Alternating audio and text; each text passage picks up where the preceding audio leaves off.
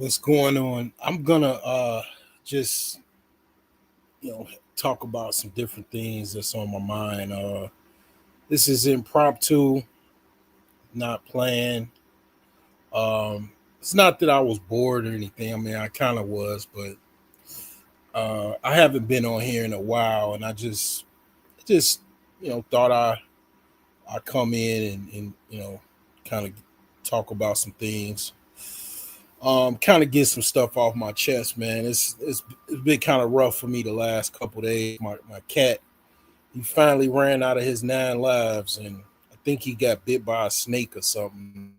Came in the house wobbling, and couple of days later, he was dead. Um, there's more to it, but um, it just it kind of that experience kind of had me thinking, and I understand the universe is abundant, but at the same time, it's like the reality is the reality. Like, unfortunately, life life is gonna life, right? Life is gonna continue to happen. I mean, and one of the sad things about life, right? And it's not just me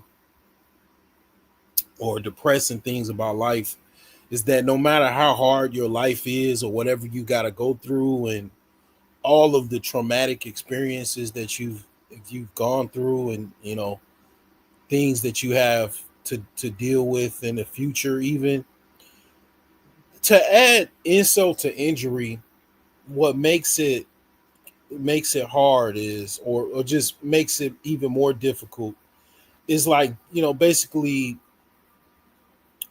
not being well off, not being well off to deal with, you know basically life, basically cost, like, not being able to pay for the cost of living, and bills and everything, and be comfortable.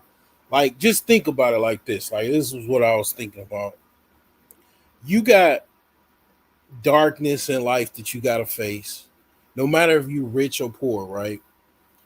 But imagine, and a lot of people have to deal with this, and I'm no exception. You got to deal with everything that it comes with life. The darkness, dark times, right? Traumatic experiences, and then it's like you also have to deal with the fact that you don't have you grossly don't have the money that you need to be able to live the life you want to live. Like, it's almost like gravy on top of this stew, which you call life, like whatever your life is right now, and you don't have the money to really. You also struggling financially, and then you add to whatever else you're going through in life. Because here's the thing, like, I also imagine, even if you're extremely rich, right, wealthy, life is going to still happen. Like, darkness is going to still be there. Traumatic experiences are going to be there. Life is not going to stop. It just, at the end of the day, you might not have to worry about that bill or those car issues, housing, issues, or housing expenses. The common expenses you won't have to worry about because you got the money, but you still gonna have to deal with life. You're still gonna have a certain level of possible emptiness. You're gonna still have traumatic experiences that you got to deal with. Even you being in whatever house you actually want to live in, or reality that you want to have, it's still not going to nullify life. Life is just going to continue to give you curveballs, and darkness, and it's like what that song, "Hello Darkness, Here My Friend." Like, it's gonna it's going to continue to do what do what it does, but at least, at the very least, you don't have to worry about, oh damn, well, I gotta pay my mortgage. I can't I also gotta grieve, and then I gotta go to work too. All of those things you don't have to deal with. You can actually grieve as long as you want to. You can, basically kind of like deal whatever problems you have because you have the financial freedom to basically deal with it. But it's not going to change the fact that you got to deal with life.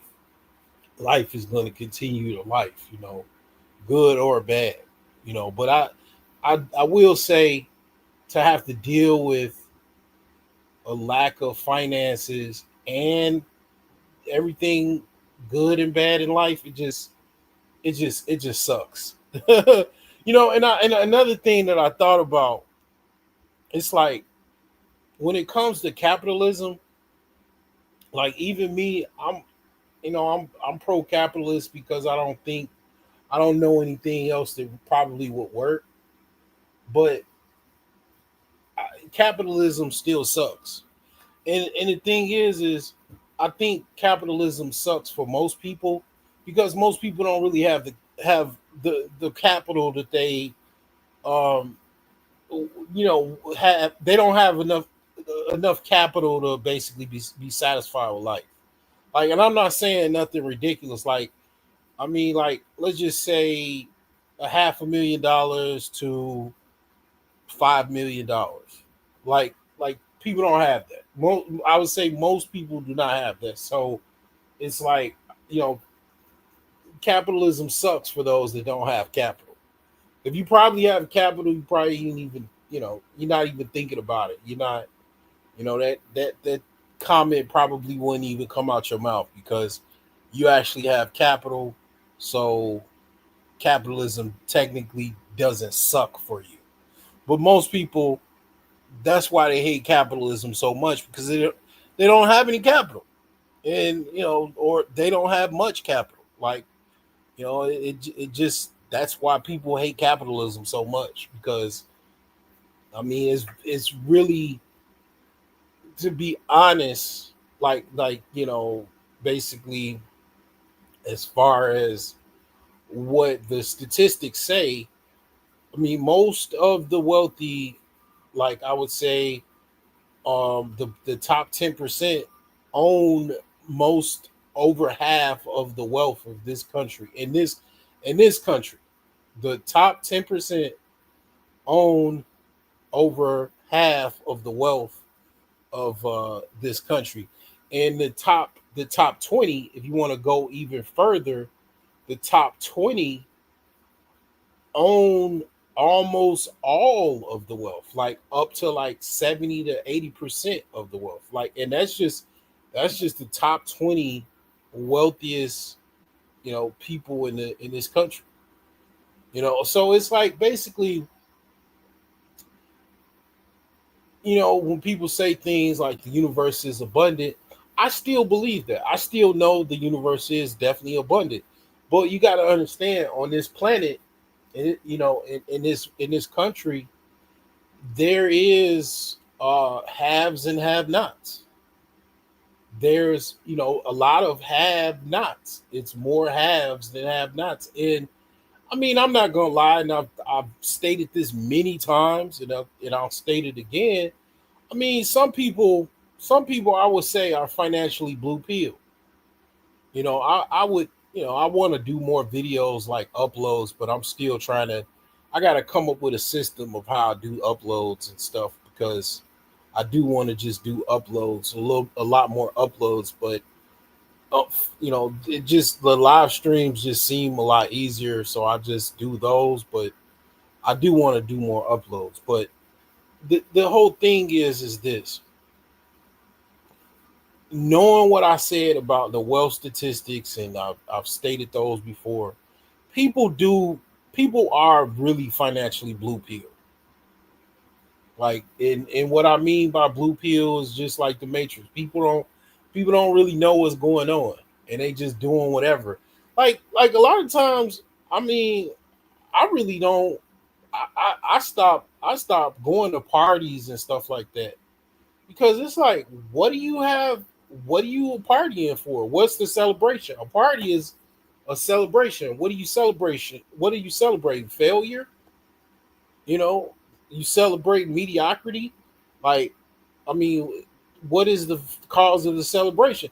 And it's like, yeah, people just live their life, and I think that they believe, like, to a certain extent, that it's like a YOLO experience every weekend or every day or whatever, and they overspend or hyperspend, knowing that they're in a system, a system that favors the haves and not the have-nots. People still spend right now. What, it's going into Saturday? People already been spending money Friday, Saturday. They about to go to the mall. They about to go shopping. They about to, women about to hit Lulu Lemon, or what is it called, Lulu Mom, or they gonna hit up Skims, and and guys are gonna go out and do whatever they do. Probably buy some new rims for their car, or new gold chain or something like that, or some new clothes, some new cologne, something, just spending money, and living their life. I guess that's how they look at it, and it's like that's what people do, knowing that also they have a mortgage or they have rent. I'm gonna be honest. Like, I'm selling my house, and I'm kind of concerned about rent prices, because I might have to rent for a year or two till I find another property that I want to take on or whatever, and renovate or whatever I do. And I'm looking at these rent prices. These rent prices are fucking astronomical. I mean, like, I looked up rent prices in, like, the Chicago area, where I'm talking about these are the worst neighborhoods. Like, this is where, like, you probably gonna get robbed. It's a bunch of gangs. It's gang infested. Like the south side of Chicago. It's a lot of part. Like, I know parts on the south side of Chicago where it's like it's no-go zones. Like, it's a lot of parts on the south side of Chicago, actually, that, I mean, it's not worth really even driving through, to be honest, let alone living there. I mean, it's some sections in the south side of Chicago where it's okay, like where my grandparents grew up, basically where I grew up with my grandparents, and where their house was, or their family house was, for like 60 years till they ultimately passed away. It's a nice part of the south side of Chicago, pretty much right around south, I mean, Chicago State University. Basically, it's not a bad area, like kind of west, or no, east of Chicago State University. um it's not bad. It's not like, you know different part, like Inglewood, where, I mean, you could actually get shot no matter what age you are, just passing through or walking through. Like, Inglewood is like the Bronx in New York. It's like one of the roughest parts of Chicago. But it's other parts of the south side of Chicago that's rough. But my whole point is, I looked up the rental prices for like a studio apartment in south side of, like, parts of the south side of Chicago, where I'm talking about, these are like, like, I mean, shit, like, what do you want to describe it like? I mean, I mean, you're surrounded by, like, just the worst YNs possible. Like, I mean, like, you're in. I mean, I'm from Chicago, so I know the area. I know Chicago really well. Like anybody that's from New York, or they from LA. Like, I'm from the suburbs of Chicago, but I used to live in Chicago too. Before we my family moved to the suburbs, we moved to the suburbs from Chicago. I lived with my grandparents for like 6 years. So I was all over Chicago. I mean, I've been all over Chicago my whole life. I know where it's sweet or it's cool. I know where it's like you this your stress level is going to go through the roof because I mean it is you're surrounded by basically it's gang infested and narcotic drug infested bunch of crackheads and just man just it just not like basically 79th Street, like 79th Street going from the lakefront to like it don't start getting nice till like probably after Western. Like in you from if you from Chicago, you know exactly what I'm talking about. Like you know exact. Like I'm gonna tell you, like that's where my store was. I had a computer store on 79th in Chicago, like right between King Drive, hint hint wink wink, King Drive and Cottage Grove. That was one of the most dangerous experiences that I've ever partook trying to run a business, trying to make money. Like literally just imagine you going to go open your shop. I mean, I had a pistol on me. I had a 380. It was a High Point, which is the cheapest gun you could possibly get. I think it's still probably the cheapest gun you could possibly get. But I basically used to go to work with my gun.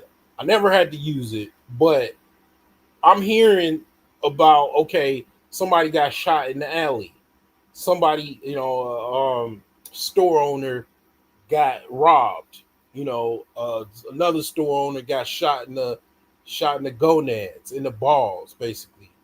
I'm hearing other, store owners because it's like over there, it was like a lot of Arabians, like they all knew each other, like between 79th and Cottage Grove and pretty much the whole 79th Street. And this is the thing, like I used to talk to my friend. I mean, I was like a practicing Muslim at that time, so I was intertwined with Arabs. I mean, Arabians are it's a lot of big population of Arabians that are Muslim, right? So I mean, we kind of was like we was in the same area. It was like basically a bunch of. To be honest, I mean, I'm not really that religious now. I'm not. I'm, kind of just. I'm more spiritual, kind of into mysticism a little bit, but not really.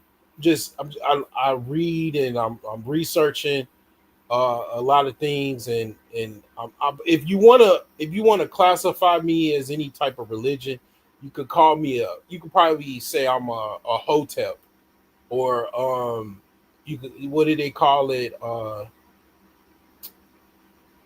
someone that basically their religion is based off of Egyptian, you know antiquity, or just Egyptian cultures, because that's pretty much what I learned where all of the religions basically came from. Because like Egyptian civilization was like one of the most notable civilizations, like one of the first major civilizations in the world. It's civilizations that are older than the Egyptian civilization, but the Egyptian civilization was like first. It was before Rome.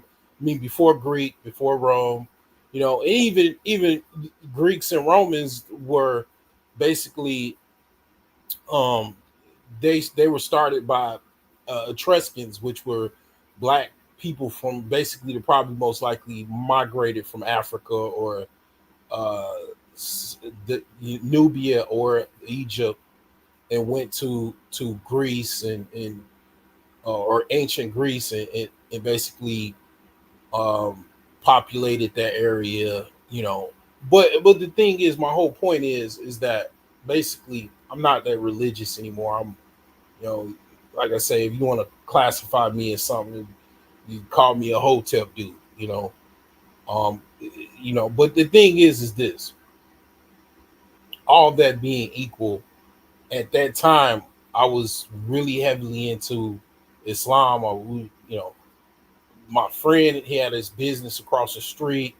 So I mean, it's like basically what I'm trying to tell you is that most of that, like a lot of parts of Chicago, basically mostly are ran and control, like have businesses, where it's basically Arabs, mostly Arabians. It's either Arabian, a Korean, or Chinese, or an Indian or Pakistani, or someone is from Bangladesh. Those are the primary people that occupy the black community. And when I say the black community, I'm from the suburbs. So when I say, and they talked about this in, I think, E. Franklin Frazier, Dark Ghettos, or the Black Bourgeoisie, like black people really do have a serious problem when it comes to business. So much so that, okay, what I'm talking about as far as where I had my store, where a lot of these, basically foreigners that I mentioned, have businesses in these hoods, and the black people that live in these hoods in the south side of Chicago, the west side of Chicago, they depend on these businesses to be there so they could buy stuff, so they can, have goods. And I mean, the thing is that what I'm trying to tell you, and this is why I say the black community, is because even in the suburbs, and I'm talking about middle class, even upper middle class black people, still have the same problems that black people in the quote unquote hood have. And those problems is they don't have businesses. They might have one or two. It might be somebody that got, they got a restaurant or a rib joint or something. Like they got, like, little pop-up shops and stuff. Like they got businesses, but I mean, I'll say they got businesses in the south and west side of Chicago too that are black owned businesses. But I mean, the south, like the suburbs, the south suburbs, the western suburbs, where black people do live. Black people don't really make up the western suburbs that much, um, but the south suburb is predominantly black, and it's the same problem. Like they don't have that many businesses to be sustainable. Like most of the gas stations, obviously, are basically foreign owned.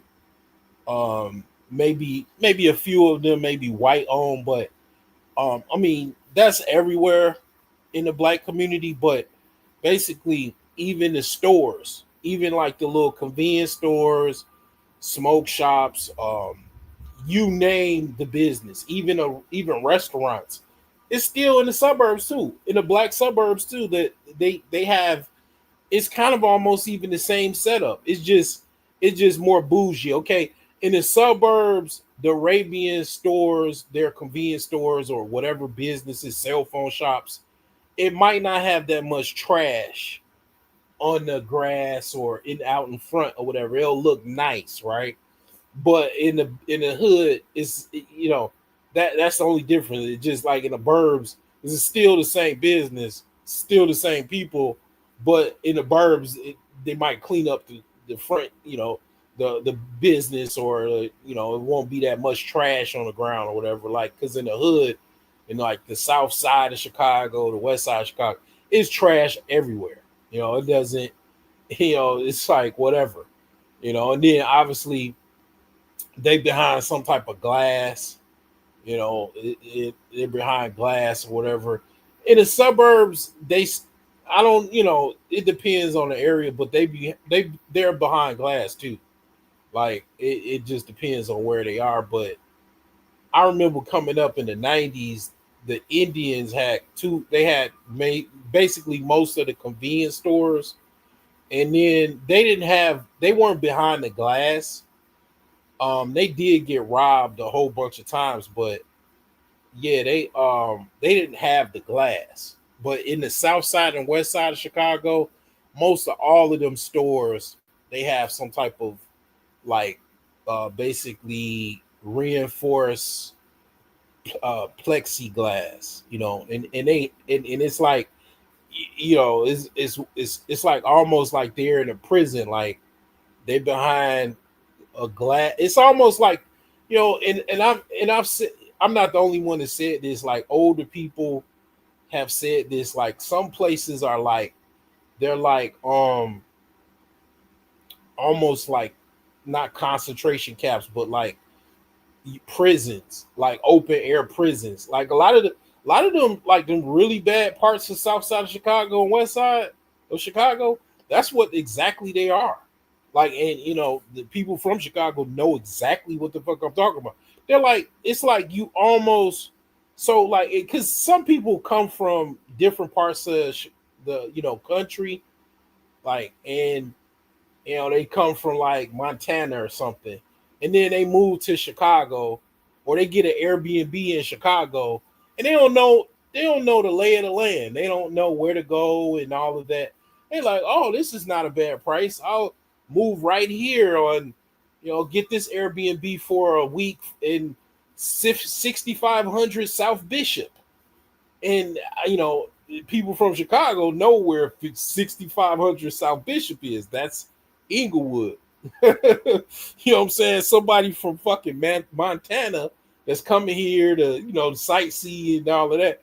They don't know. They don't have a fucking clue about where 6500 South Bishop is and anything about Chicago. They know Chicago is negative, because of the news reports, but they don't know where to actually move, like, or actually, to reside.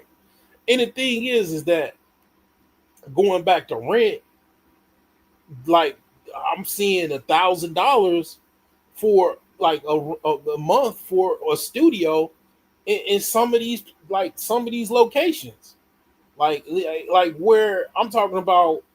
Shoot, I mean, I wouldn't even fit in.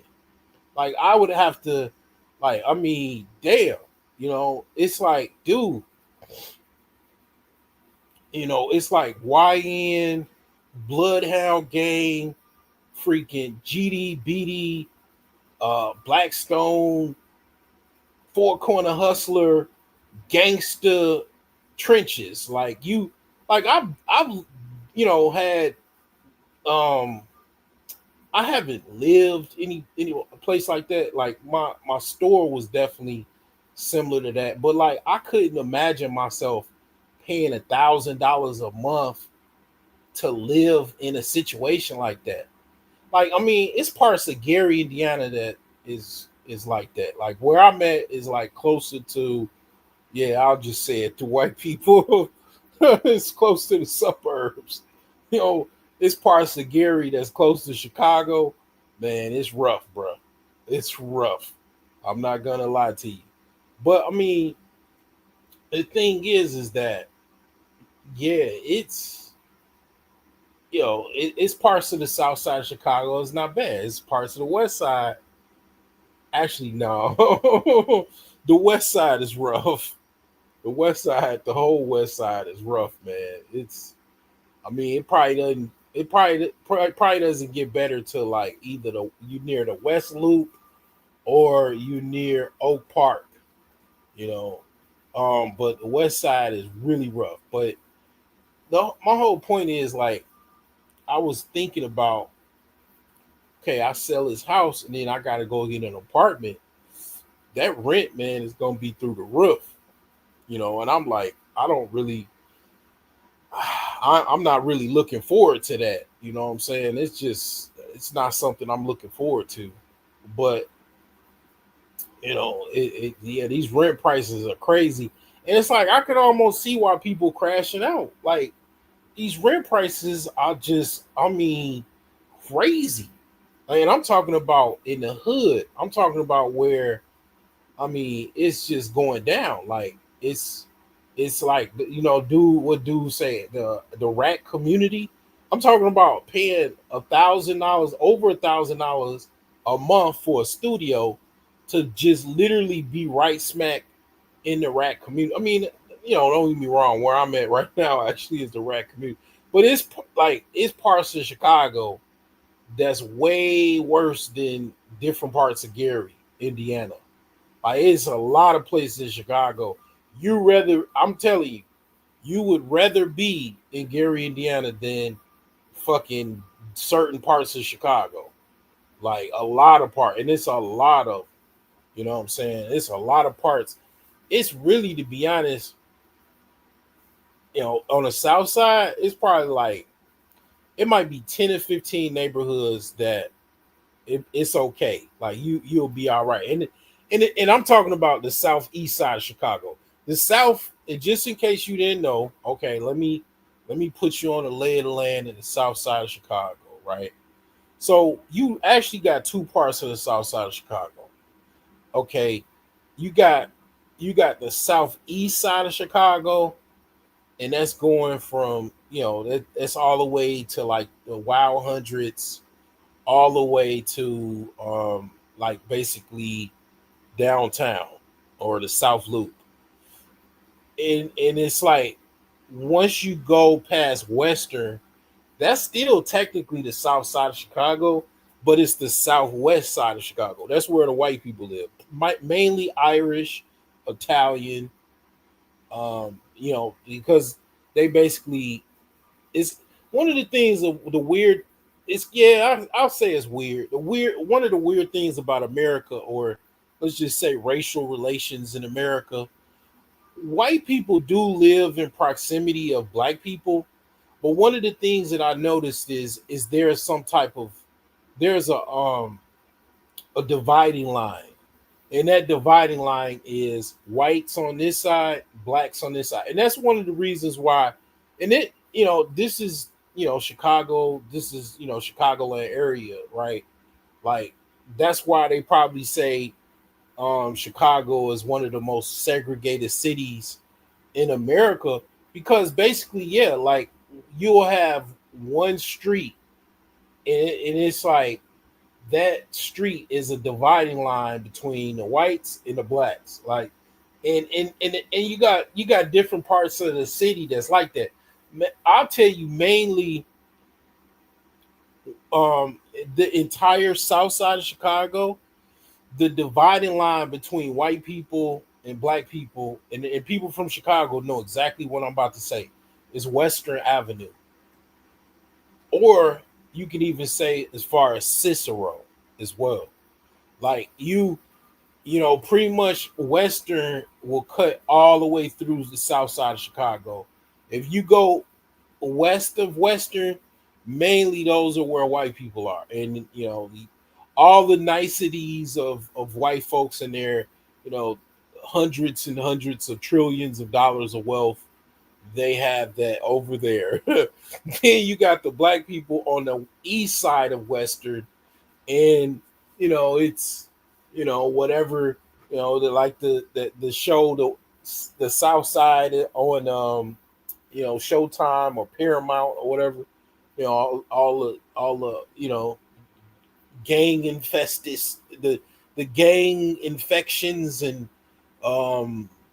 drug infestions, and or infectious drug, narcotic sales. It was just basically crime, violence, and sex, and um, murder. And it's like, yeah, like I'm not saying that white people don't do shit, but they don't really have to. They already, when you go past Western, those are middle class communities. You know, you go, go east of Western, it's a mix. Now, one of the things that I do like about black people from Chicago, and it's kind of similar to New York, but New York got way more money. New York is just on a whole nother level. But black people do have some wealth, financial power in Chicago. Like, that's one of the things that I noticed, the difference between Indiana and Illinois, is that I noticed the difference between basically black wealth versus, in the Chicagoland area primarily, or even just Illinois in general, versus Indiana. Blacks in Indiana don't have that type of financial power like that. They don't have it. They really don't have it at all. And I'm gonna be honest. I'm gonna keep it a being with you. A lot of the people that live in Indiana or Northwest Indiana or whatever, that's from Illinois, I mean, you might as well call them economic refugees, because it's like basically, if you was doing really well in Illinois, you most likely ain't moving out of Illinois. Like I know a few people that are millionaires. I don't know them. Some of them, I know them. I grew up with them. It's some people. It's one individual, one um family that I see on Facebook. They balling out of control.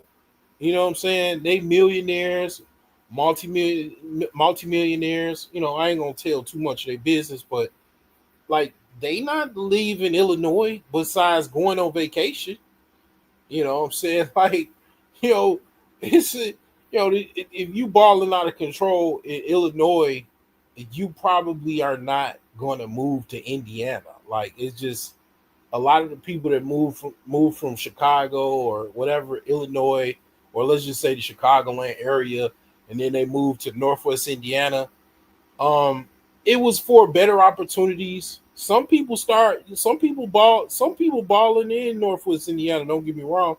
Some people are really doing really well because because Northwest Indiana, like the fringes of Northwest, basically Northwest Indiana real estate went through the roof because people start migrating to Northwest Indiana.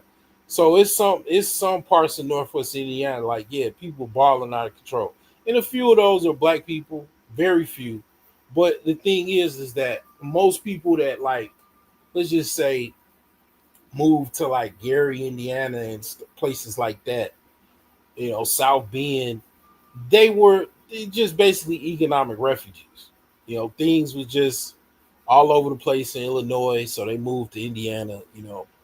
And that's pretty much like, you know, it is what it is. But the thing is all of this being said, like, it's a lot of similarities. Like, when I say the black community, as far as, they have these, foreigners and, foreign owned businesses, and it's like, I would love to, because for somebody that's from the suburbs, I literally grew up around, black suburbia in Chicago.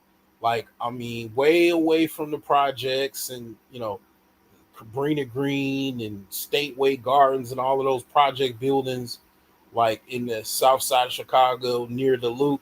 I was way away from there, right? Like, I grew up around middle class black people and a few upper middle class black people, maybe one or two, a few here and there, sprinkles of like maybe upper class black folks.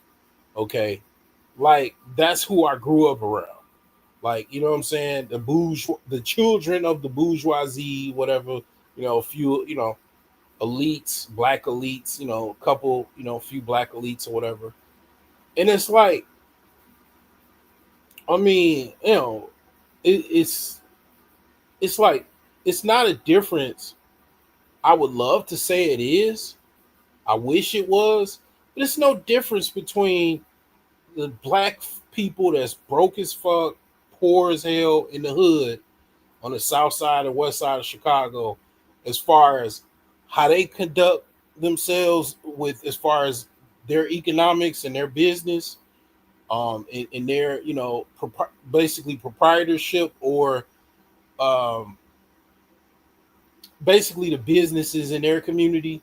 Like, it's no difference in the suburbs. Suburban blacks still have the same foreign occupation of businesses, and the only reason why they allow this is because, you know black people, first off, we're not taught to be racist, and unfortunately, the the others, let's just say non-black people, were taught to be racist.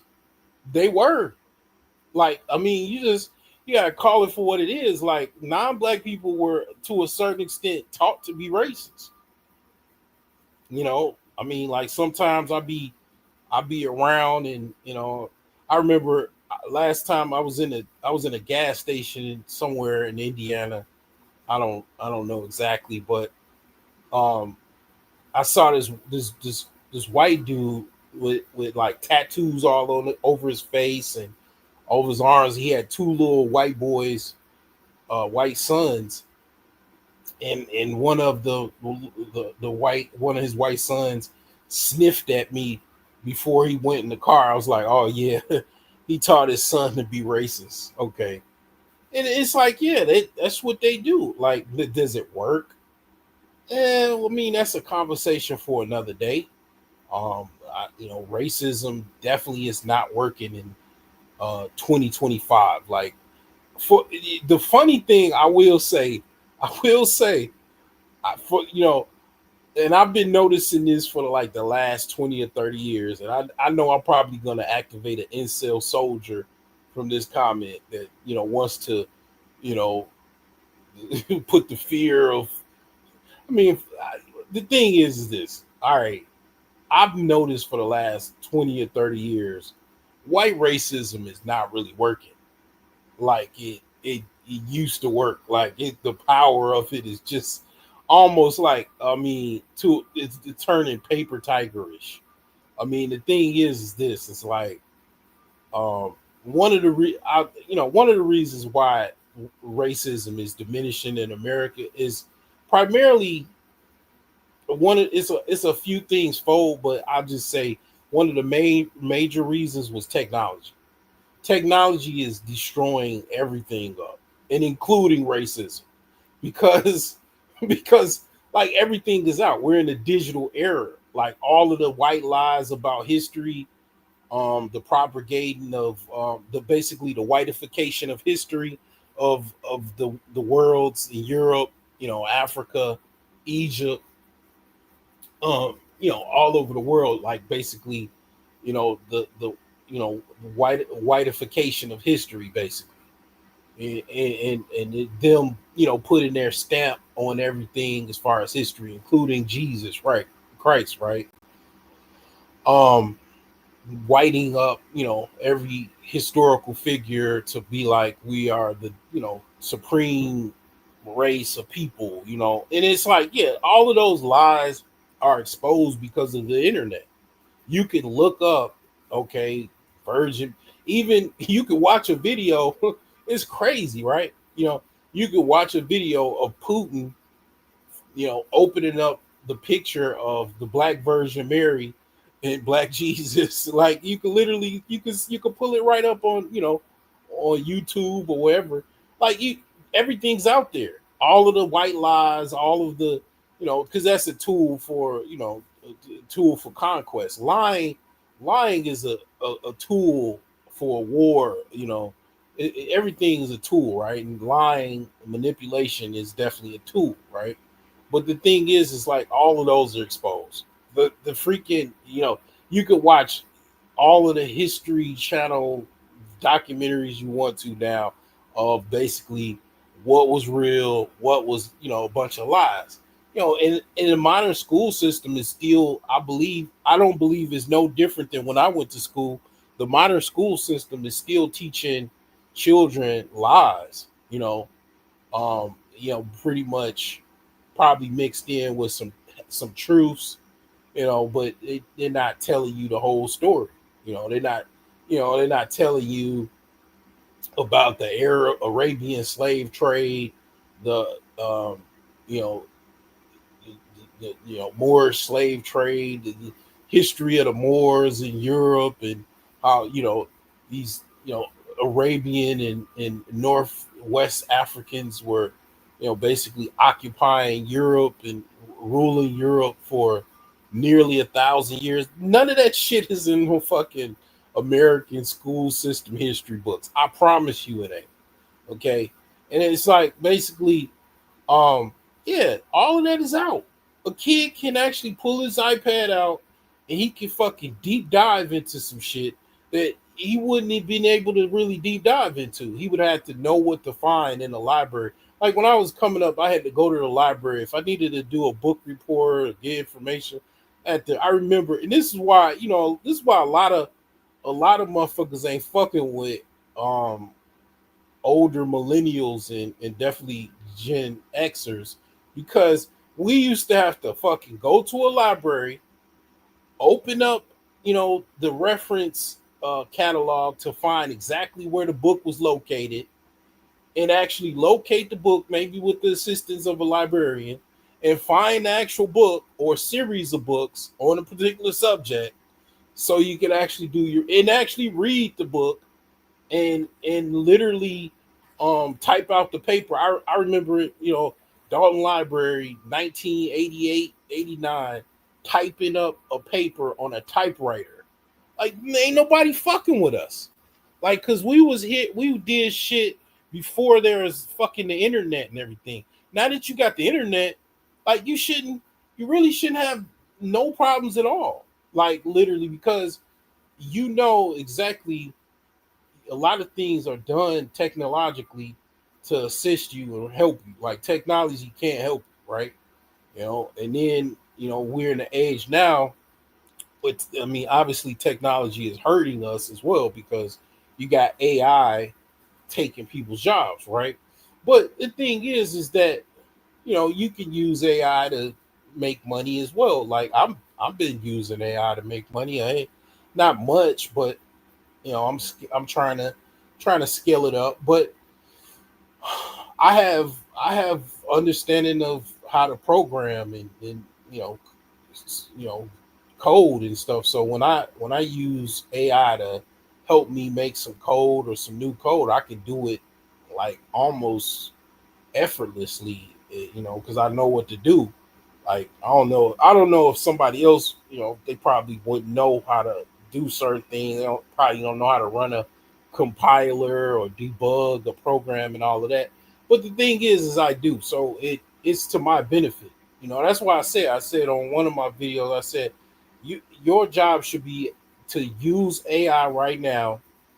I don't know about the future, but right now, you should be able to use AI to help you get rich as you possibly can, and then you transfer something to your grandchildren and their grandchildren. Hopefully, maybe you have a few generations where everybody be all right.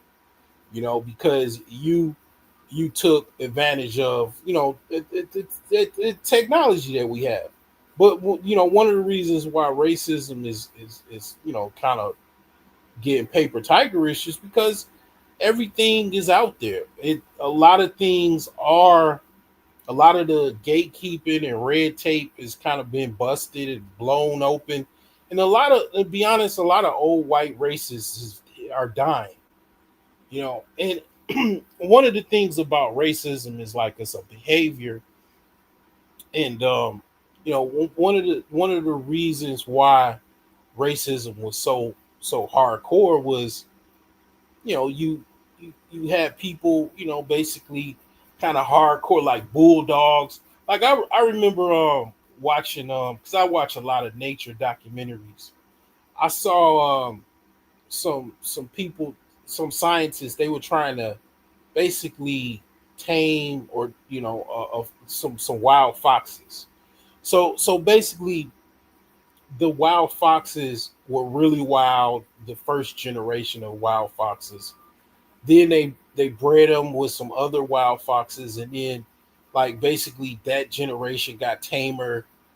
I think foxes could probably have like fox kits like every year or maybe even twice a year.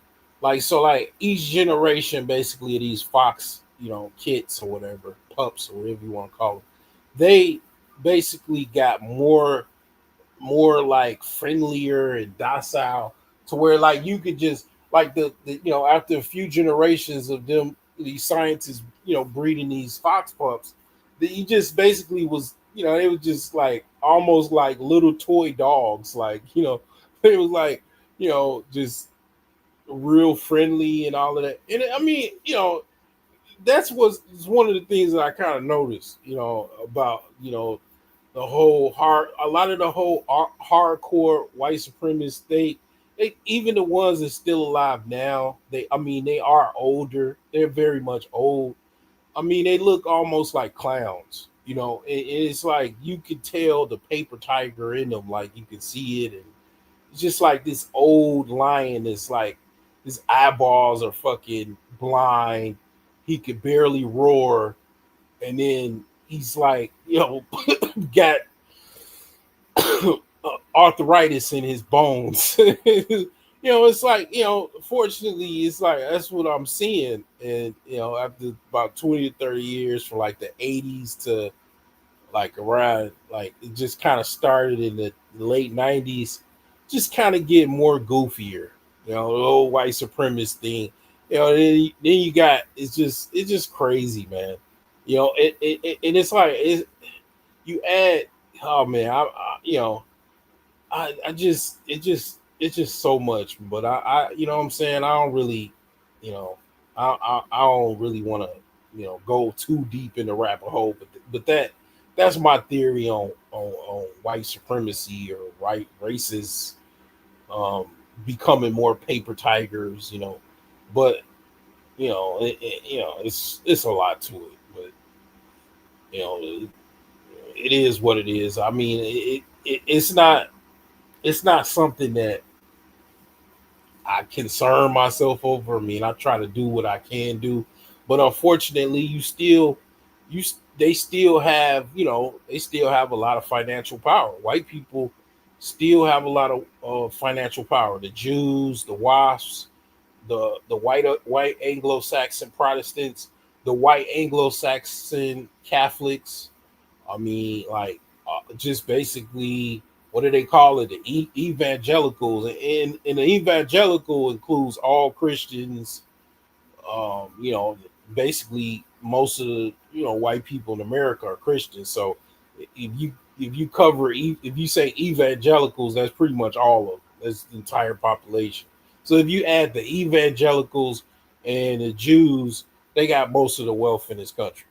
Okay, they still have that wealth. They still have, the bunkers and the mansions and the enclaves of swaths and swaths of mansions, and some, for every black suburbia, there's probably 100 white suburbias. I mean, it's like they still have an insulated bubble that they can go to anytime that they want to and enjoy their lives, devoid of, niggas, you know what I'm saying? Like, or very few, detainable. It's like I remember talking to a white dude. He was like, it's some black people. They're like roaches. Like, you could see a few of them every now and again. They're there. Um, but they don't.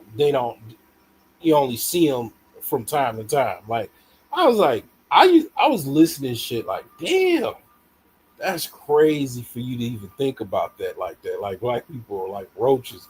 But it's like, yeah, man, you know, it, that's how they look at it. It's like, I saw a roach yesterday, and I was going to the grocery store, and I was looking for some jackfruit. It's in season, and I saw a roach just walk right past me. It's like, yeah, I mean, but that's how they look at it. But it's like, yeah, they still have a lot of the, you know power and influence. I mean, it's definitely, uh, you know having challenges. That's the whole capitalism thing. Capitalism is great if you got capital. If you don't, most likely you in the team capitalism sucks. If you don't have that much money or you financially struggling, you're most likely you're either team capitalism sucks, or your team, probably even worse, you're ready to be a fucking Marxist communist because you hate capitalism so much. So those are like the, two extremes or whatever. And it's like, most likely, if you got money, you probably pretty capitalism is is your friend, or you enjoy it. It's you embrace it because you got a whole bunch of capital. So, but the thing is that most people don't, and even white people don't have a lot of capital, and they not they're not enjoying this type of reality.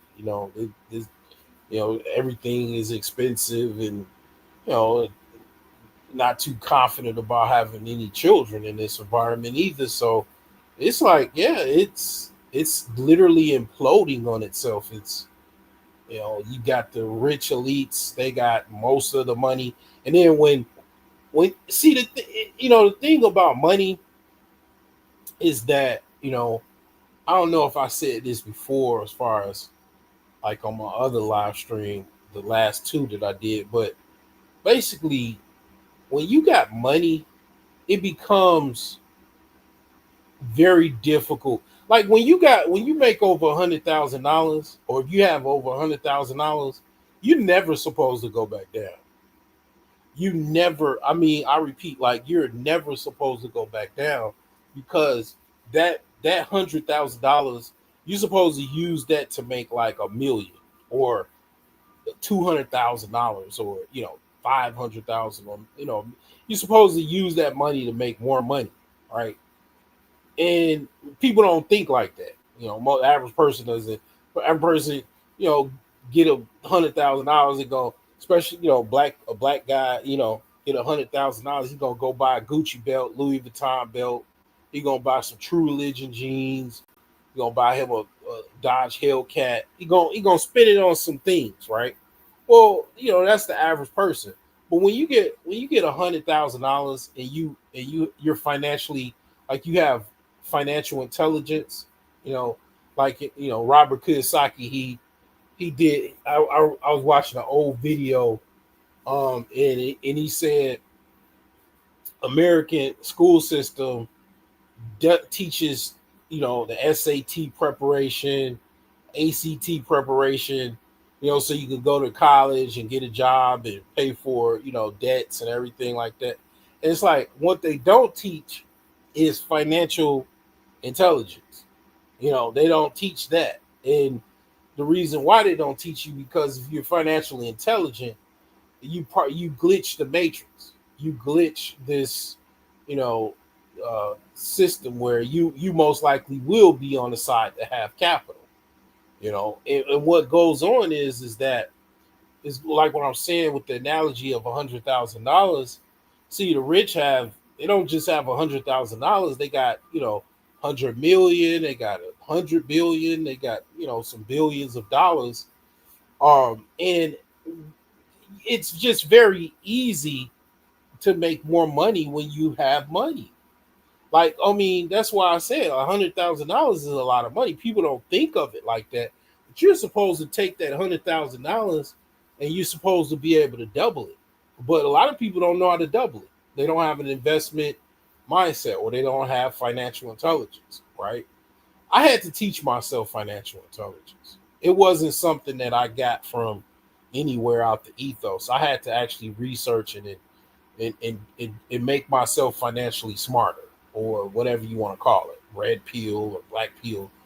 And it's like, yeah, the thing is that basically when it comes down to uh, you know, the whole thing of it is the reason why the rich and wealthy get so rich and stay up there. Yeah, you just think about it. Somebody got $10 million or $100 million. They put their capital just in a bank and get 4% interest. That's a lot of money every year off of just interest. You could live off of $10 million and 4% interest. You could totally do that. You'll be very comfortable.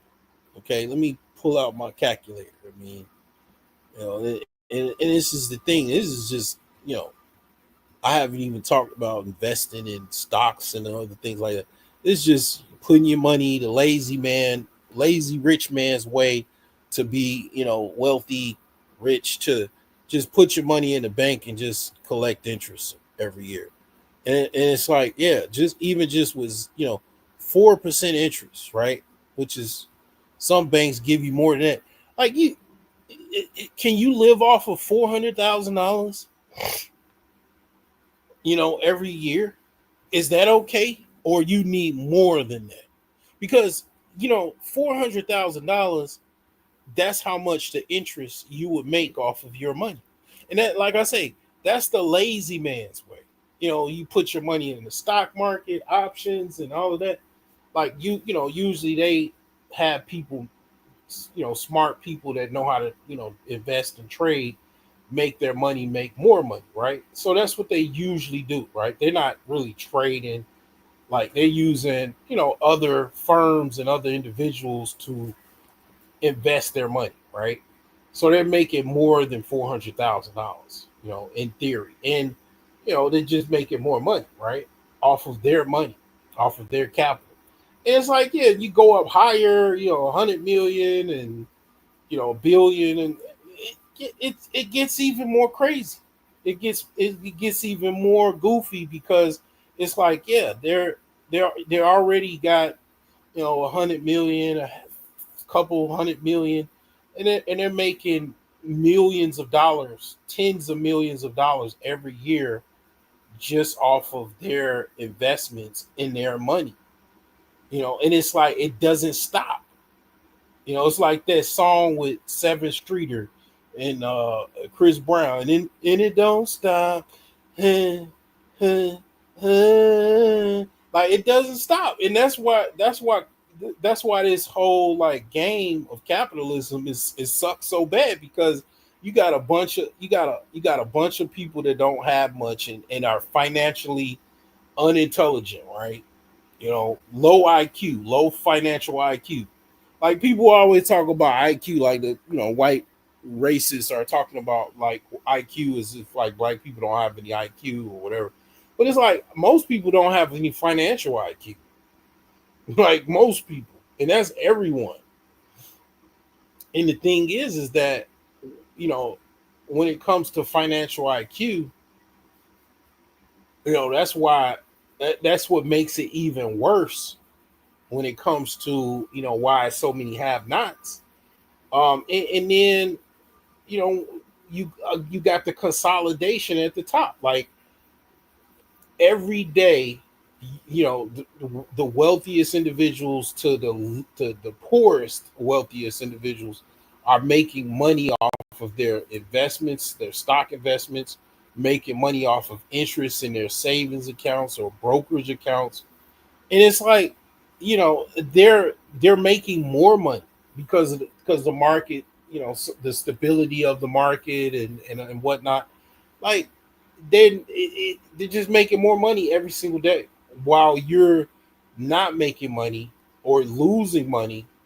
And it's like, yeah, that's the dystopian reality that basically the wealthy have going for them, that's basically eating this society, and eating obviously the poorest individuals that are, financially have low financial intelligence as far as things, and also don't have that much money and resources.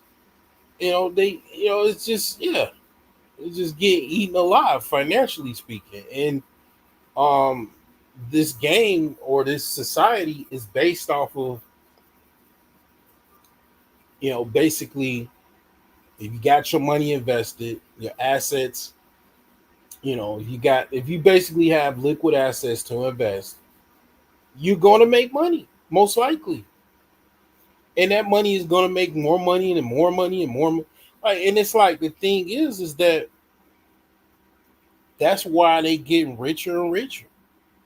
And it's like, you know, to break into that paradigm, you really, I mean, I know it's like people don't, they don't really believe they can do it, but only way most people can do it, because they don't have any inheritance and they don't have rich, parents, they're going to have to use the game of momentum. Taking a dollar, turn it into 10, turning that $10 into 20, 40, 80, 160. Like, they're gonna have to do that game, that slow momentum, climb, saving, putting your weekly or biweekly paycheck into a savings account automatically, saving 10% of your income or 20% if you're able to, or higher if you're able to, and set your money to basically be taken out of your paycheck every time it gets paid and auto deposited into your savings account. Like, yeah, those things build up over time. Those habits build up over time, and you build up momentum over time. You can invest money. You can. It might not be 100 grand, a million, but it might be 10,000. It might be 1,000, and you work your way up there. It's a hard hill to climb, but you know who do that really well? Indians. They basically come over here and pretty much a lot of them are their situations back home is like they were pretty much in poverty. Their parents might have had a little money maybe, but they're not like filthy rich when they come over here. You know, and basically they do group up together. People talk about they get an automatic loan as soon as they come over to the country. That does not work like that. But they do. They do file for small business loans. Like they got a I guess a green card or whatever, social security number. They could file for a business loan. But the thing is that that they're good at business as well. They study business. They learn business from other Indians, and they build up enough. They help each other out. They go be like 4 or 5 people at one store or gas station, and they all work shifts and they profit share. It's like a co-op. And then next thing you know, another person goes and starts another you know gas station or convenience store or something. And it's like, yeah, they do it, from a level of they coming from a place like really in poverty, and then they come over here, and then next thing you know, like after about 5 or 10 years, they're balling out of control. That almost millionaires, or if not millionaires. And it's like they basically just kind of game the system, and they use each other's they basically pool each other's resources and energy and time and labor to basically just almost like a machine, you know like transformers or whatever. They they they they build each other up, and then branch off and start other businesses and other locations, and that's what they do. Like, and it's like, I mean, that's they don't. It's not like they coming over here and they was back where they was living. They was balling out of control. No, they coming over here with like almost zero, and then they turn that zero into $1 million. Like that's what I'm saying about momentum. Like, a lot of people feel defeated and shit like that, man. And I'm like, dude, it's people, Indians do that shit.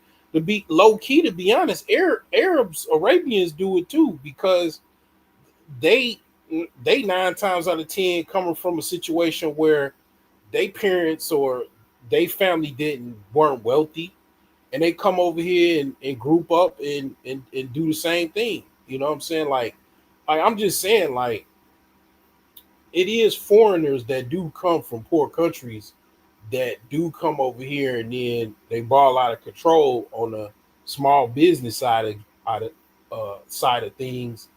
But they have resources that they help each other out, and that's the thing that I don't like about the whole FBA thing, because I think it's cap. I think it's a lot of cap, because like I say, the black community is a bunch of foreigners. And I'm just saying, I don't know. I haven't been everywhere in the United States, but I'm pretty sure it's the same game and the same system in different places. They have foreigners that occupy their community and very few black owned businesses. And even if the black owned businesses are there, I've seen it. I've been that, and I've had that. Black people do not support each other like that. At the end of the day, black people do not support other black people. That's why when they talked about boycotting African businesses, y'all already boycott your own businesses. You know what I'm saying? Y'all boycott each other. Like it's really a psyop.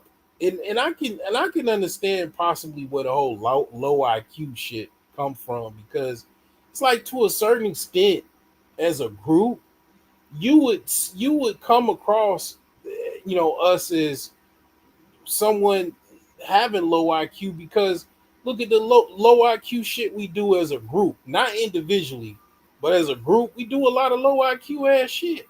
I mean, don't get me wrong, most black people are in the matrix as far as their mind, and they're, basically they're basically being psyoped to death, and they're falling for it. You know, both black women and black men are heavily psyoped. They don't even know what psyops is. They don't know about social engineering or anything like that. But yeah, we are, and that's one of the things I don't really like about the democratic machine, or the Democratic Party, when it comes to black people, because it's like a lot of it is psyop. It's like a big psyop, and it's like a system, and it's almost like the way black people do things in that democratic machine type model. It's like a system that they follow, and it seems like, you know that's what they're doing, and it's almost like they're being like it's like they're being almost robotic to do these things as a group, and it's very weird, almost even dystopian, um as well, because I mean, you would think like, damn, who wanna that's embarrassing. You got foreigners in your own community, when, because me and my friend, we used to kind of laugh about it, because here's the tripped out thing about the South Side, where I have my computer store. So where I had my computer store, less than 5 miles away, there were basically candy, like basically food grocery, like distribution centers, like right off of like 71st and State. And it's like, it's not like it's wholesale only, and it's not accessible to the public. You could literally walk in there and get whatever you want to. You don't have to show no card or tax exemption form or nothing. You just open to the public. You could literally buy the same crap that the grocery store has in their grocery store right there, if you live like right there. Like all of the people that lived on 71st and 79th, 75th, 69th, that is the freaking same shit that the corner stores, the Arabians and Bangladesh, Pakistani, Indians, the same stuff they got at that same distribution center is literally in their stores. You can just go right there and buy the shit in bulk. But it's like the laziness to just walk down the street with, the the little convenience store that has the same shit that they got, and they're getting their stuff from the same place because it's right there. You just rather just go walk down the street and get get the stuff, basically at retail prices. And it's like, it's just weird, just really crazy. That, people just, I mean, just kind of like, it's almost like slow. Like it's like group slowness or some shit. Cause it's like, yeah, like, I mean, you could just buy the shit right there. It's right there, boom. It's like having a Sam's Club, and it's like two miles away from you, and then you going basically to let's just say you go into a little small store that gets the same shit from Sam's Club. And it just so happens it's just 2 blocks away from you, and they're charging you more for it than what it would cost at Sam's Club. And it's like that's the weird shit that I can't co-sign. I refuse to co-sign it. And and that's the thing. That's the problem I have with the whole FBA type of talk is it's just that's what it is. It's talk. It's no action. Like I mean, the average community, what? It's just like that. Foreigners occupying the community because they have enough sense and know-how to start a business. They know what people want. I mean, who doesn't like convenience stores? Who doesn't like 7-Eleven? Go get you a Slurpee, bag of chips, some candy. Like I mean, they know enough that okay, people gonna want this stuff. Everybody wants this, and then put their own little spin and flair to it, and they risk their money. And it's not that hard to open up a store. Not is You could probably do it for like less than $5,000.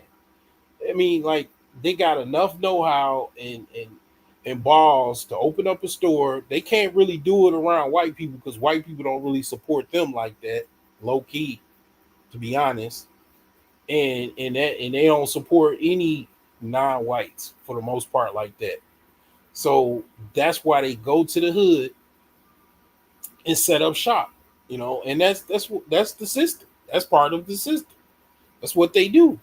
And it's like, what do black people do? They just allow foreigners, they patronize foreigners for their goods. And it's like the middle class black people do the same shit, upper middle class, and it's weird. It's a level of weirdness that I talk about a lot on this channel. And it's something that I don't get because my grandfather, I'm proudly come from a grandfather, a millionaire, black, African American, um, son of a sharecropper from Mississippi, came up in here and motherfucking opened up some businesses and became a millionaire on the south side of Chicago, right in that same area that 70, like his store was about 5 blocks down from where my store was. As far as I had my store on 79th, he had his on 75th in Cottage. Like, so I mean, in a worser time, like the 60s, 70s, 80s, he did it. And it's like, you know what I'm saying? I just don't see, like, I don't see it. I see things for exactly how it is. Call me bourgeoisie, boule, whatever, elite, black elite. I mean, I to be honest, I didn't even know my grandfather was part of the black elite until I got older. And even I didn't even know he was a millionaire till I had my store, and he had told me when I showed him my store, he told me he was actually a millionaire. My grandfather used to just keep secrets, and he would also lie too. He would tell little lies like I don't have any money. That was the biggest lie he ever told because he was a fucking millionaire businessman. But see, you young, you don't know what a fucking liquor store grosses. You know now, but you don't know apartments. All he had apartments above his building. All this stuff you just don't have any idea about until you get older. And it's like, yeah, he had everybody believing that he was just struggling.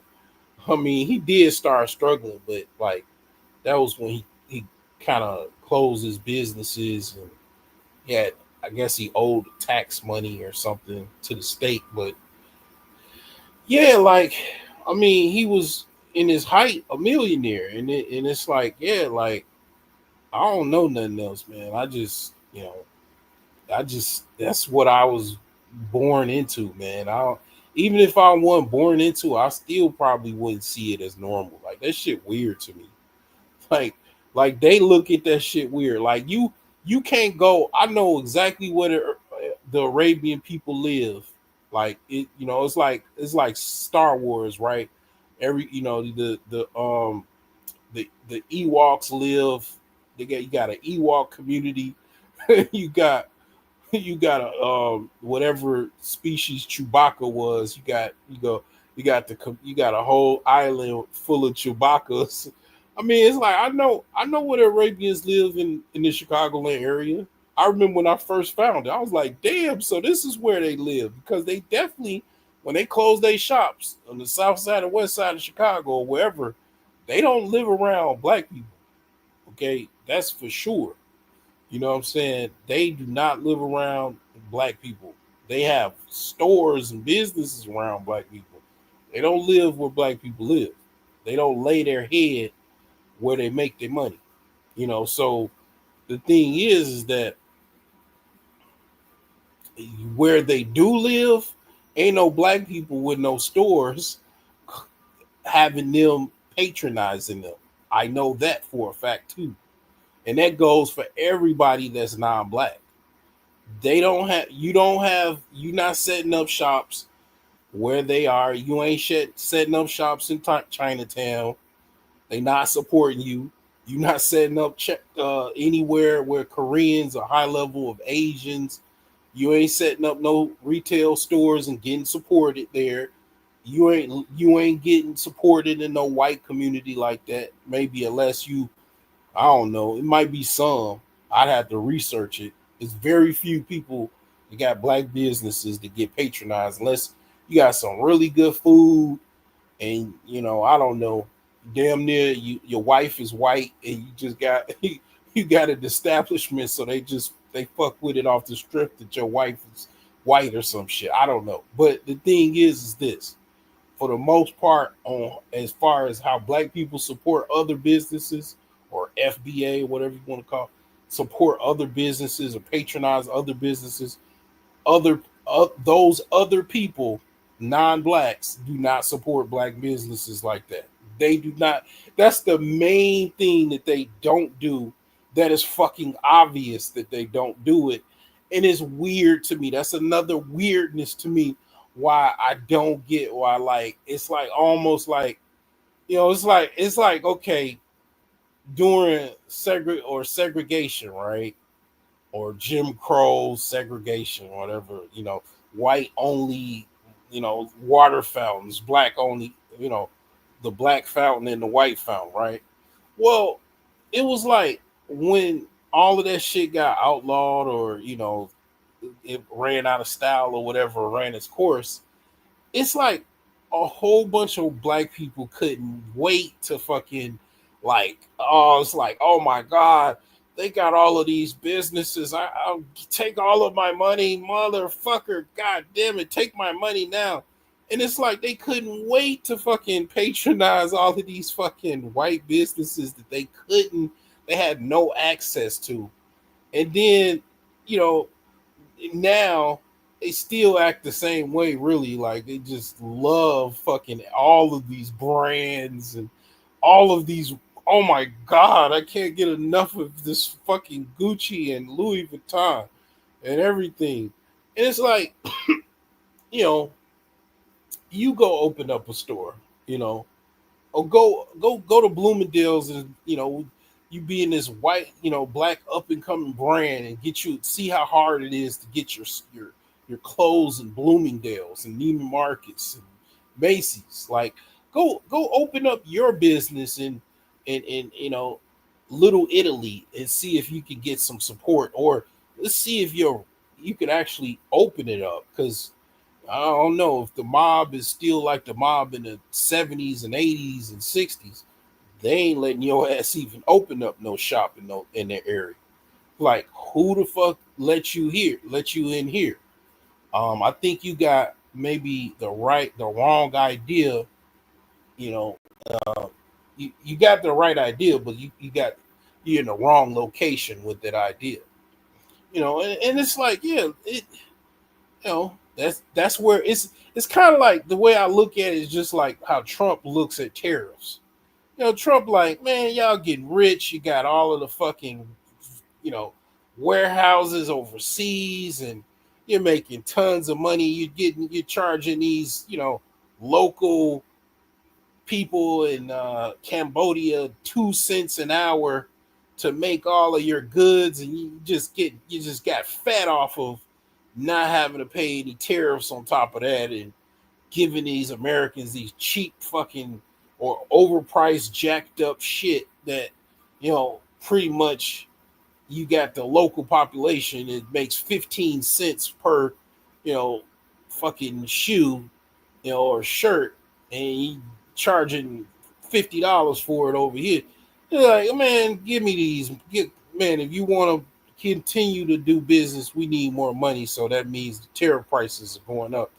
And it's like, that's how I look at, that's why I look at the average black folk that have that mindset to where it's like it's like just giving all of the white people their money, and everybody giving all of the non-black people their money. Like, here, take it all.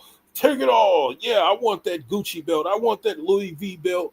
And it's like they don't, and then they call people coons. Well, that's a coon right there. That's a retarded coon, because it's like you still cooning. You don't get the same support from the black businesses you have. You don't have the same. It's not the same code of conduct. It's not. You don't get supported like that. You don't get patronized. But you all over in they shit. Just throwing money in their ass. Just shoving it all up their ass. Here, take all my money. They don't. They just come in. They got just fucking nutting all over themselves. You just throwing money in their ass, and it's like, then you come back. You don't get no support. You trying to do something. You can't get a loan. You know what I'm saying? You having a hard time getting a fucking loan. You can't get no credit. It's all of this fucking inequitable trade, and you just shoving fucking $100 bills down that fucking, you know what I'm saying? Shoot, like just getting rich. They just get rich. They're already rich. You get rich, rock rich, just wealthy, new wealthy, wealthy off your fucking idiotic ass that can't even start a business in your own community. You got foreigners in your own community. And it's like, yeah, like that's a fucking problem.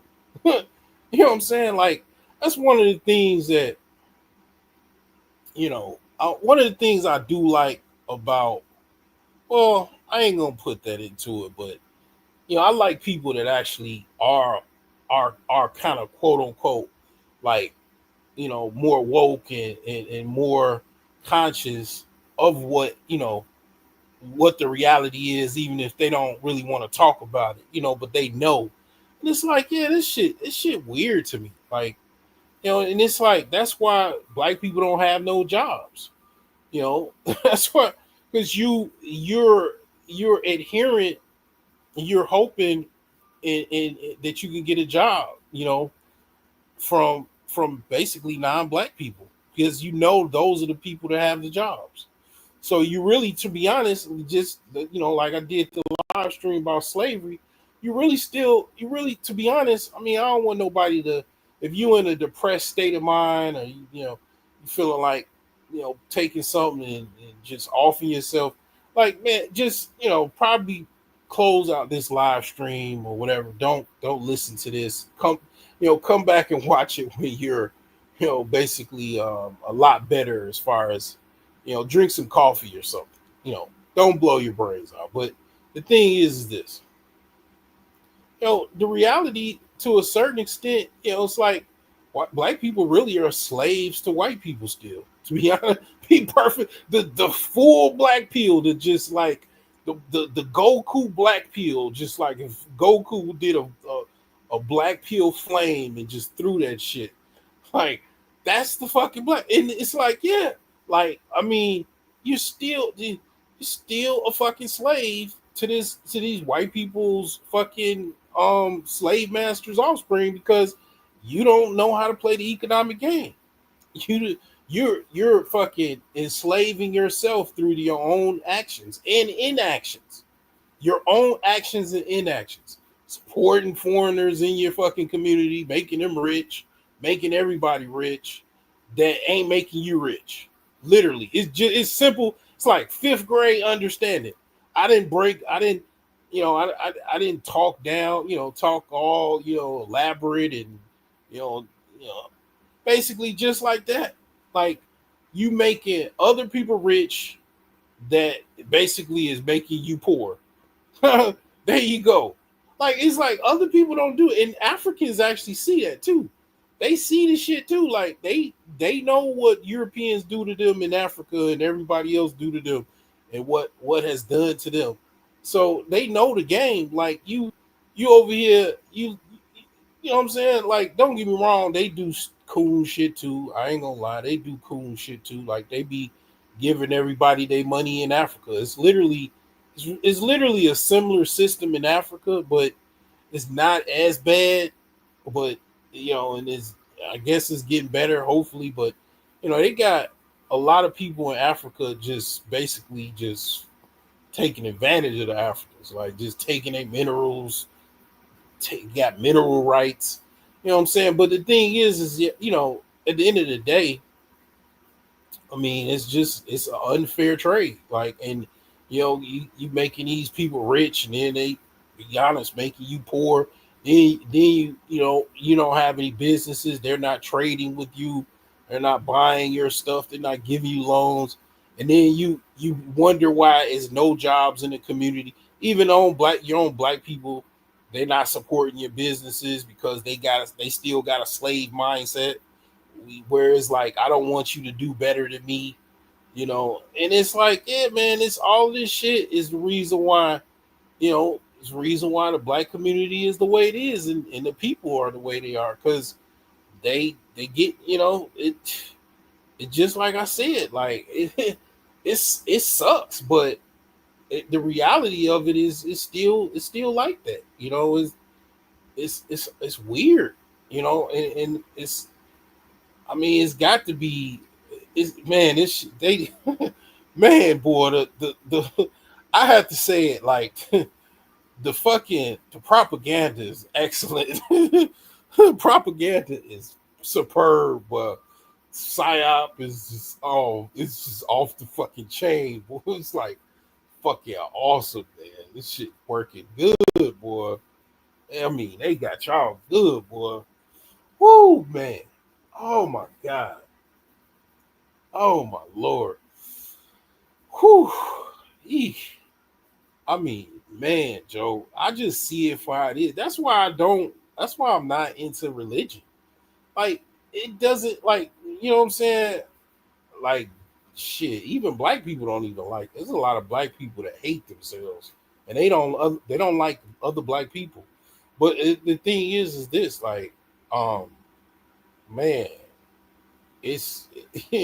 I mean, like, shoot, just religion does not nullify racism. Like it's still racism, no matter if you're religion, no matter if you're Muslim or whatever. Like it's team black and it's team non-black. Non-black do not by survival. I think it's like I say, I believe it's human competition. It has really that not that much to do with racism, but it's like they are not, you know, fucking. It's no love and kumbaya in religion. Like the Arabs, they absolutely do not fuck with they. They basically are in Africa and they ruled Africa. That's how they they got into Africa. Like they do not. It ain't no kumbaya with black people when it comes to Arabians. Like and that goes for everybody. Like it's no, I mean they cool. I think it's religiously. I guess they're just like anybody else, but it doesn't defy, rate like religion doesn't defy racism. It's still racism in religion. Like the people are still, you know, I mean they, you know what I'm saying? It's still the same people. Like they don't fuck with, you know, like I'm just so happy to be the person that's going to the same religious center, and then I see the people that don't fuck with me, and then I'm walking out the fucking, you know, the masjid or the church with the people that I know really don't fuck with me, really don't really support me. You know what I'm saying? Don't want to really make me wealthy, and I have a hard time getting wealth from these people. Like I'm just so happy we just praise the Lord, or we just we just prayed together. It's the reality is they still don't really fuck with me. At the end of the day, they might give me a little pass because I got the same religion. Might give me a little boost, but damn, these people really don't fuck with me at the end of the day. And that's it is what it is, man. I mean, religion doesn't, that's why you got the Klan is a Christian religion, right? It's a Christian organization, a Klan, right? The Ku Klux Klan, the Nazi party or whatever. Um, maybe that's a little different or whatever, but yeah, the KKK is a Christian organization, technically, right? I mean, but you still got black people going to church, um, and they have the same religion as this religious organization. It's just, yeah, it's crazy. It's crazy to me, boy. But yeah, I mean, it's like being a Muslim knowing that you got Arabians that blow up you just so happen to be a black Muslim, right? And you you it's people that's same religion as you that's blowing your people up. And you like, damn, what the fuck? Like, I mean, I thought we was brothers, and you blow why you blowing me up, my brother? I mean, it's just crazy, man. It just really boggles the mind. But I mean, I I might be one of the few that sees this because I'm out. I've been outside the matrix for decades.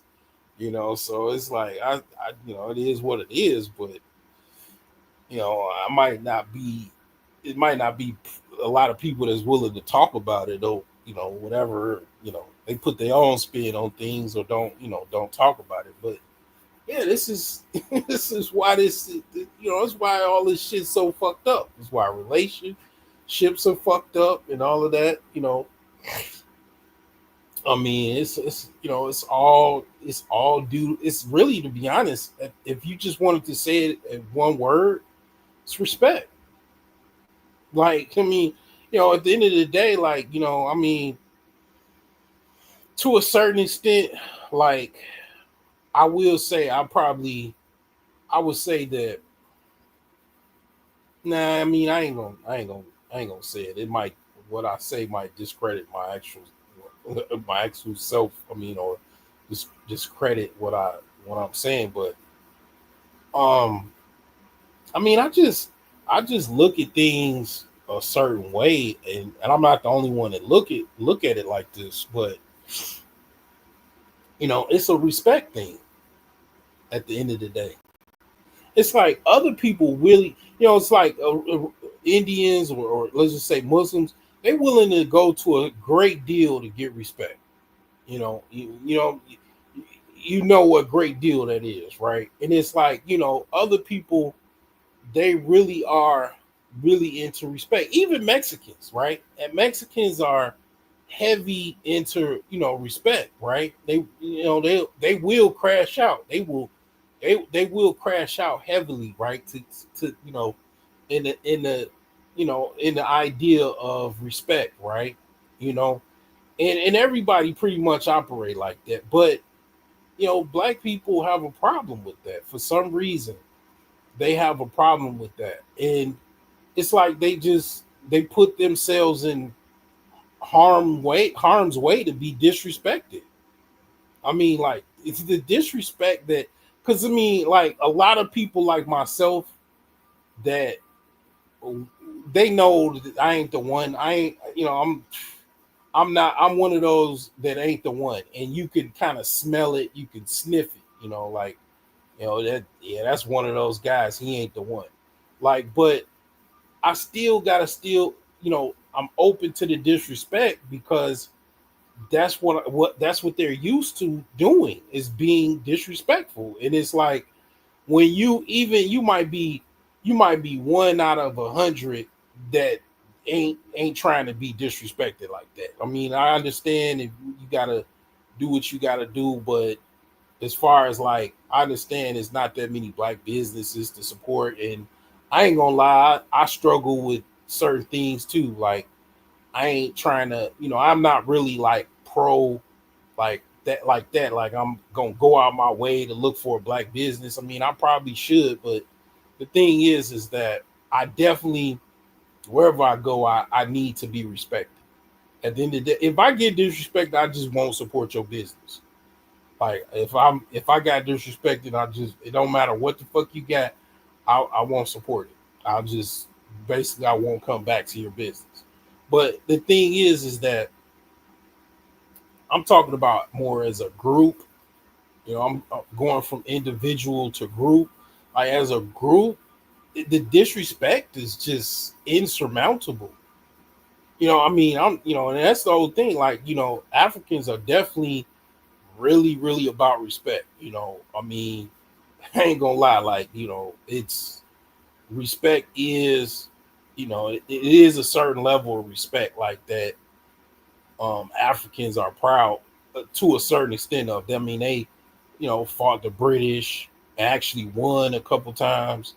You fought the Europeans, and they lost, and then basically had to deal with occupation and eventually kicked them out or whatever. And it's like the thing is that because I mean, obviously these people were disrespectful, and they had to go. Like, I mean, the thing is like as far as just like I say, if I had to take it as one word, respect. And I mean, to be honest, like to a certain extent, because of the laws, because of the times and everything, like to a certain extent, everybody pretty much has to respect each other as far as a code of conduct. It does need to be respectful on an individual level. Like you're not supposed to just say, Nick, leave nigger, if I come in your business, or we don't like niggers here. Like, I mean, you gotta take my money and buy something or whatever. If I want to buy something, I usually people try to respect each other, but deep down they think in some type of way. They think in certain things, but I mean, the thing is like to a certain extent, the problem, if you, like I said, if you have to just take it as one word, it's respect, or disrespect, lack of respect, which is the disrespect. It's just insurmountable. It's like if you look at it like this, right? It definitely black women. It's like almost like they love to be disrespected. I mean, like I ain't gonna even lie. If as a black man, if you if you want to say in the current state of affairs, in order to get women, I mean, just be a disrespectful asshole. Like they love them dudes. If you a disrespectful asshole, man, they gonna fucking fall in love because it's like they almost like if you look at just black women, what they do, it's like they go out of their way to possibly be disrespected. Like they wear weaves and wigs off of, basically in the hair texture of a Eurasian, basically. And then they even, just I ain't gonna talk about the hair color, but the weaves and the nails, and then where do they go to get these weaves and nails?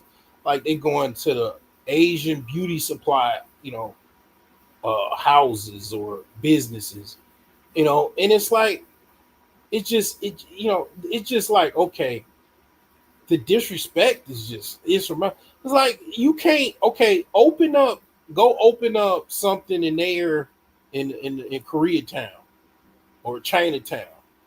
Like go open up, something that's just you won't, one, you won't do it, because two, they will not support you.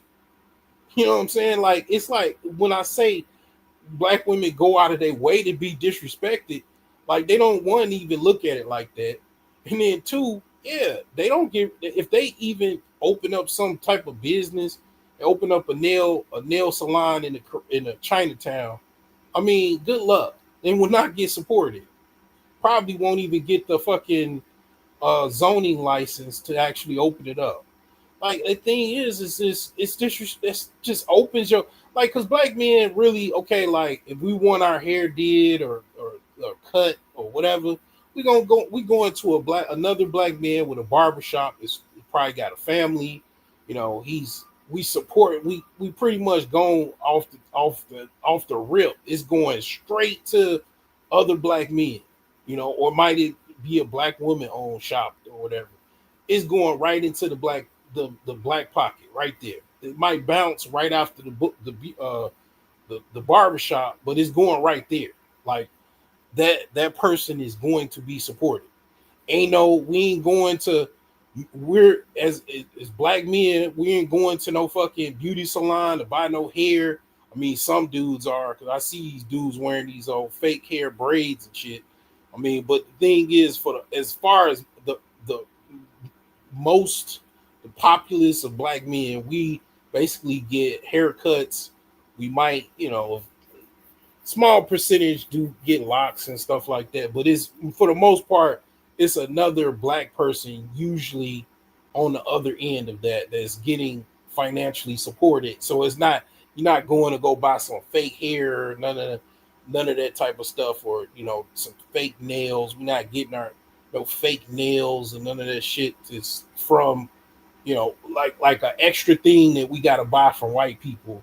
We got to go get some nails and some weave, and no, we don't. We don't have that problem as far as, and that's why a lot of men like myself that probably are more elitist or whatever, or bourgeoisie. We don't like chicks that wear weaves and wigs. The wigs, weave, and sandals, and bonnet, army. They are where they are. We ain't really trying to, it's unattractive. It's not attractive. So the thing is that all of that, it just is more people to buy some shit from that doesn't give you the same level of respect. And I mean, you're opening yourself to more disrespect by your, like, the shit that you actually get involved in and the stuff you do. Because, like, yeah, I came up in a time, I remember in the 80s and the 90s, black women were pretty much still using weaves, but it wasn't widespread like that. Black women were just using the relaxers and shit, and they would go to other black women, had a shop either at the house or basement or fucking,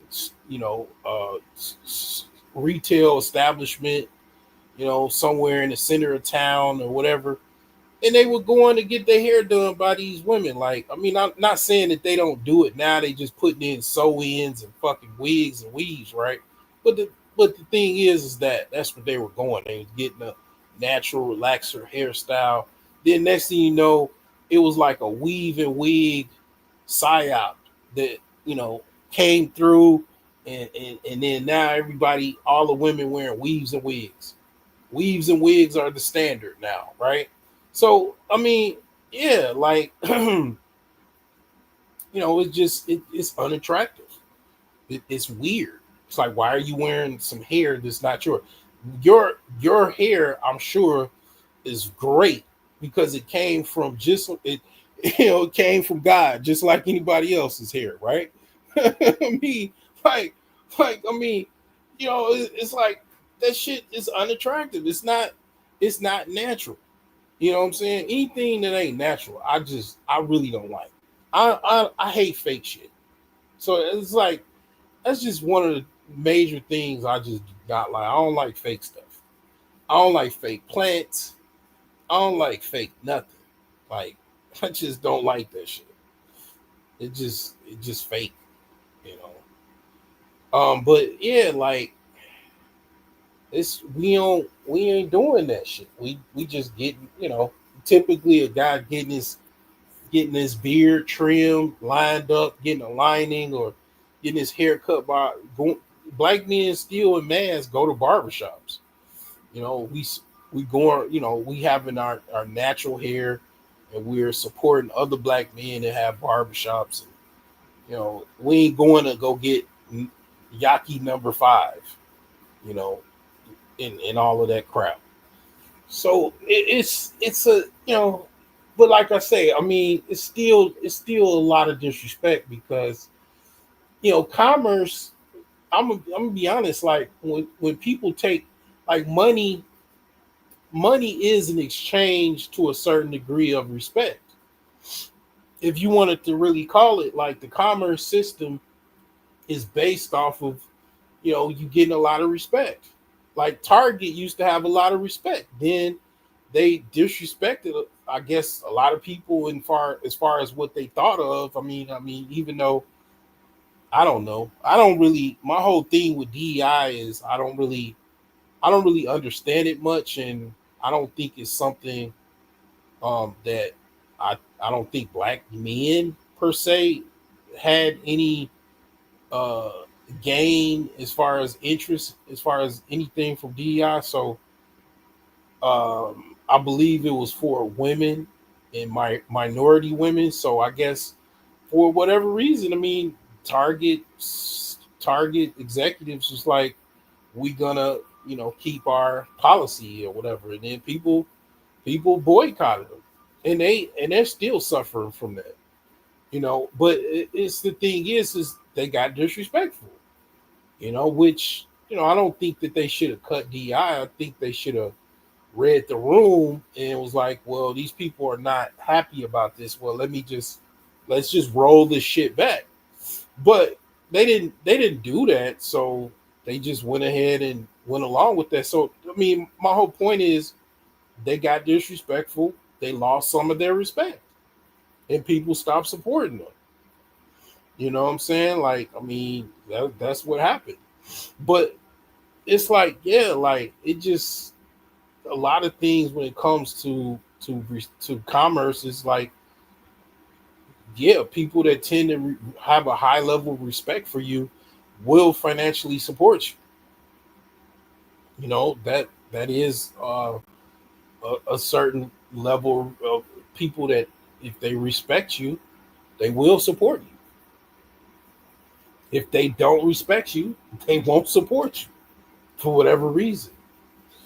Maybe that person got really disrespectful. I'm not gonna lie. I have been very, very disrespectful over the years. I hurt a lot of people's hearts and souls and brains because they feel guilty. Because you know, if you don't, you have two options. You're going to when you deal with guilt, it's usually financial guilt, right? You can either change or stay the same. If you stay the same with whatever you feel guilty about, you're usually just gonna be like, this person is just an asshole, you know, a Mighty Cone or whatever.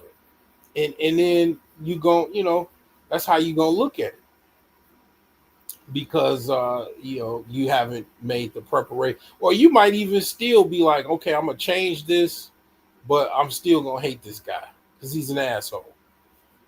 He's the reason why I'm in the gym and I'm feeling the burn because he said people are fat asses that need to work out and fast and eat healthier. Like, I mean, it still can have the same outcome. Okay, fair enough. But the same thing is just this, like, whatever. As far as outside of me and that respect and all of that, I mean, whatever. But the thing is this: it's still, again, you could replace the whole problem of, you know, why black people have the problems that they have. This is a certain level of, it's just a high level of disrespect. You know, at the core word of it would just be that. It just, it's just, I mean, I might as well just get a shirt, man, and just, you know, have the word respect on it, and then have like a little, like, you know, like say no to drugs, like just like a little red little caution sign in it, like this, there's no respect. You know what I'm saying? Like that's one of the biggest like that's a huge problem that black people have, and I would say definitely, you know, Africans have it too, but they don't really like to be disrespected.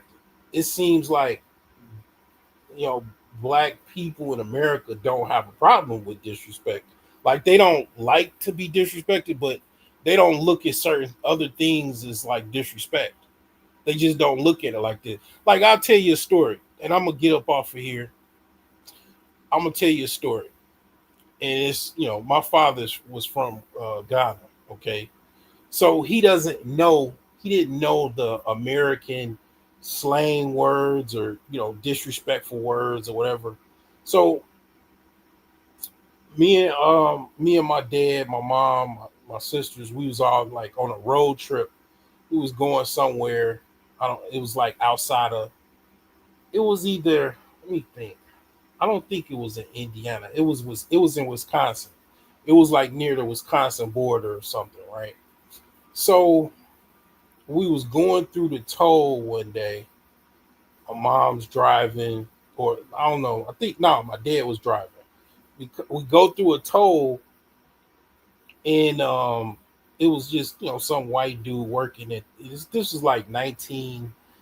This is like the late 80s, the mid 80s or whatever. And the white dude was like, he said something, and he said boy. And my dad, you know, he doesn't understand that's a disrespectful word. You know, white dude calling you boy, you know, that's disrespectful. Like they used to do that back in the 50s and 60s a lot. And you know, he's probably still doing that shit. But the term boy is disrespectful because it's like it's not, it's saying that you're not a man, you know, and you know, to a certain extent that's, you know, highly disrespectful. You know, call you just a, you're a grown man past, well past, uh you know, basically puberty, you know, definitely an adult. You know, someone calling you a boy, it's disrespectful as fuck if you really think about it, because the boy doesn't have, you know, any responsibility. He's a child, right? He's in a child state or whatever. He is a little boy playing with Tonka trucks or some shit. Oh, you a grown man, like, you know, somebody, you know, you're not no fucking boy, right? So yeah, my mom, she's telling him like, no, that's disrespectful. Like you don't let nobody call you no, you're not no boy. You know, I mean, my dad didn't know that he didn't know what the fuck was going on. You know, but I tell you another story. You know, and this a little, this is more to the point. You know, so my dad, he drove a cab for over 30 years, long time, right? Like decades, and he was driving past, I think, like some hospital, and he was at the time, like, you on a cabs you could put like the light, or you could put something that you're in service or out of service. So he was doing something, he was busy at the time, he was out of service. So it was an Indian doctor that uh my father drove past, and he wasn't taking any rides, and the dude was pissed off. You know, he got, probably had to go somewhere or whatever, go home, had worked a long shift, whatever. So the dude, the Indian doctor, had some. He had like some coffee in his. He was holding a coffee cup, and he threw the coffee at my dad's cab when he was driving past. And my dad did not take much disrespect. I can promise you. Like if he knew he was absolutely disrespecting him. I mean, he didn't fuck around. So like literally, my dad parks, like just stops his car in the middle of the road. He gets out and he floors this fucking Indian doctor to the ground. And my dad, he was basically bigger than me. Like I'll tell you, he had two body parts that was bigger than me. One, one of them, I'll tell you, was his fist. My dad's fist probably was like double. It's like fucking winter gloves compared to my hands. And he was known. That was what he was known for back in his village. Like he was known for like knocking dudes out. Like that was what he was known for. Like, and I mean, he just was one of them. Like he was a legend in his own village for doing the same thing. So like yeah, like man, you know, it's just the thing is like it's just the disrespect is just crazy. That's why I mean I think black people will have more abundance if they really just if how just to be real simple, just focused on that one word, like just dealt with it. I mean the disrespect, like it's like that's one of the major things. Like if you had to just if I had to say just one word to just focus on, or maybe two words, disrespect and respect. Like if you just focused on those two things, like I think literally, I think that would be the key to more universal abundance. Like to tie it in with the title, like I just really think so. Like, I mean, those, you know, it's like who was that? Stevie Wonder had that song, These Three Words, like just two words. You know what I'm saying? Like I think that might be on to something there. It might go into something major, but because it's like disrespect is a hard thing to deal with, because it kind of it could as things can be escalated when people don't want to not be disrespectful. You know what I'm saying? Like, so it is something that, I mean, you to a certain extent, you don't have to force anyone to respect you, but I mean, you can influence, or kind of get people to, I guess, to a certain extent, have to accept you, I guess, in a way. If they want to deal with you, they're gonna have to respect you. You know what I'm saying? If they don't, it is what it is. But anyways, that's all I have. I've been on here for about 2 hours. I think that's all. I think that's my max. About a good 2 hours. And then that's it. So anyway, I'll see you on the next video.